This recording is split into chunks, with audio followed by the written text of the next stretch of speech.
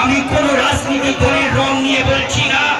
আইনজীবী হিসাবে আপনার বাবার খবর, আমার খবর, আপনার মনের খবর, আমার খবর, আমাদের পূর্বপুরুষের খবর আছে।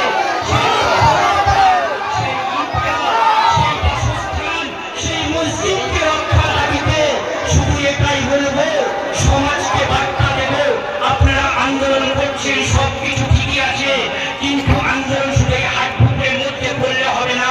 এই আন্দোলনটাকে আমাদের পার্লামেন্টে নিয়ে যেতে হবে। আর আমাদের সম্পূর্ণ দায়িত্ব আছে, আমাদের মুসলিম পার্সোনাল ল সেটাকে মেনে আমাদের চলতে হবে। আগামী 26শে এপ্রিল সেই মুসলিম পার্সোনাল ল ভোটটাকে আপনারা সকলে হাজির হবেন তো?